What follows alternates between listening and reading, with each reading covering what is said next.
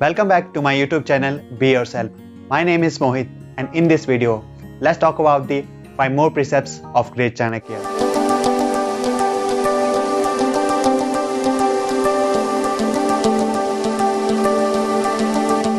जी हाँ, चाणक्य नीति एक ऐसी बुक है जो बहुत सारे टॉपिकों पर डिस्कस करती है। तो आज इस वीडियो में हम ऐसे ही 2 टॉपिक के ऊपर आचार्य चाणक्य के ओपिनियन को जानेंगे। तो पहला टॉपिक है हेल्थ और फिटनेस और दूसरा टॉपिक है law of Karma. Law of Karma किस तरह से काम करता है और किस तरह से इसका इम्पैक्ट एक इंडिविजुअल पर पड़ता है। तो शुरुआत करते हैं हेल्थ और फिटनेस से। हम सभी को पता है हेल्थ और फिटनेस का हमारी पर्सनैलिटी के ऊपर कितना बड़ा इम्पैक्ट पड़ता है, not only the physical level but also the mental और द स्पिरिचुअल लेवल। तो अगर आप अपनी हेल्थ को लेकर कॉन्शियस हो तो हेल्थ के ऊपर आचार्य चाणक्य की पहली नीति ये रही। इस चाणक्य नीति में डिफरेंट टाइप ऑफ फूड्स को आपस में कंपेयर किया गया है कि किस तरह के फूड को कंज्यूम करने से बॉडी में किस लेवल की पावर जनरेट होती है। अगर आप किसी अनाज को पीस करके आटे के रूप में अपनी डाइट में कंज्यूम करें तो उस आटे में उस अनाज के कंपैरिजन में 10 गुना अधिक शक्ति होती है। अब उस आटे से भी 10 गुना अधिक शक्ति दूध में है, दूध से भी 8 गुना अधिक शक्ति मांस में है और मांस से भी 10 गुना अधिक शक्ति घी में है। तो अगर आप अपनी बॉडी में पावर को बढ़ाना चाहते हैं तो आपको अपनी डाइट में घी को ऐड करना चाहिए। यहाँ पे एक चीज़ आपको क्लियर होनी चाहिए कि अगर आप फैट्स कंज्यूम करते हो तो आपकी बॉडी में फैट नहीं बढ़ते।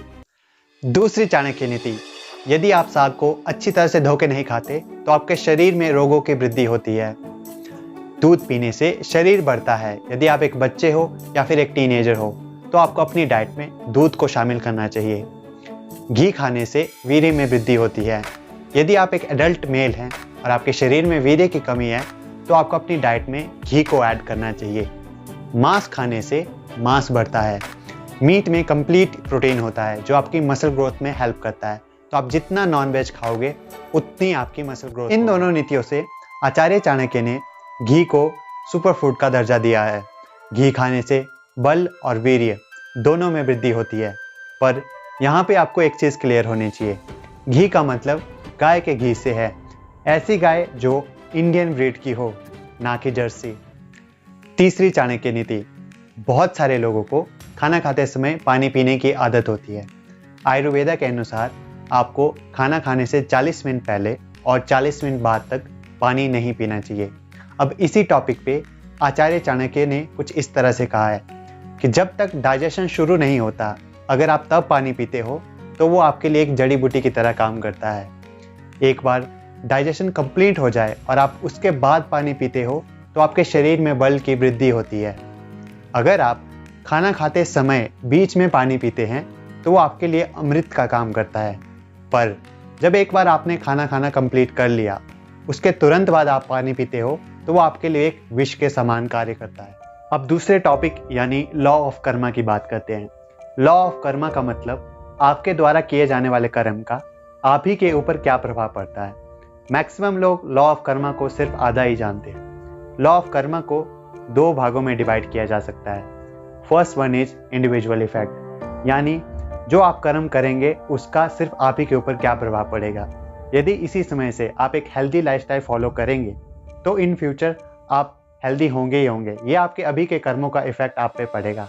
Second one is interlinked effect, यानी जो दूसरे लोग कर्म करेंगे उसका आप पे प्रभाव।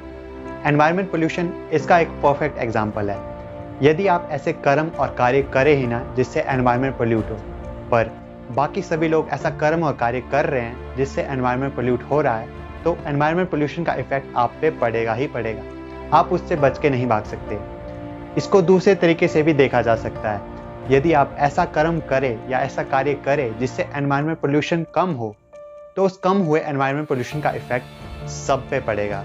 यानी सब लोगों के कर्मों का इफेक्ट एक इंडिविजुअल पर पड़ सकता है और एक इंडिविजुअल के कर्म का इफेक्ट सब पे पड़ सकता है। ये लॉ ऑफ कर्मा का दूसरा सबसे इंपॉर्टेंट कॉन्सेप्ट है। तो इंडिविजुअल इफेक्ट में जो आप करेंगे सिर्फ उसी का इफेक्ट आप पे पड़ेगा और इंटरलिंक्ड इफेक्ट में जो आप दूसरों को करने देंगे उसका इफेक्ट भी आप पे पड़ेगा। चौथी चाणक्य नीति, जिस प्रकार हजारों गायों की भीड़ में बछड़ा केवल अपनी ही माँ के पास जाता है, उसी प्रकार जो कर्म किया जाता है उसका इफेक्ट कर्म करने वाले को ही भोगना पड़ता है। फिफ्थ और लास्ट चाणक्य नीति, मनुष्य के मन की सभी इच्छाएं कभी पूर्ण नहीं हो सकती है।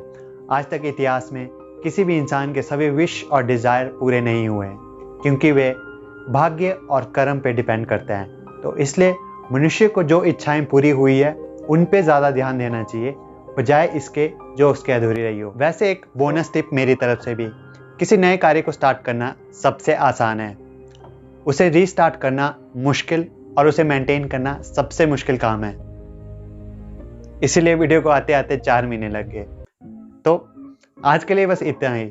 अगर आपको वीडियो पसंद आई हो तो press the like button and share this video with your buddies. If you have any suggestion for me, leave in the comment box. You can also watch the first part of Chanakya Niti, link in the description box. See you in the next video. Signing off.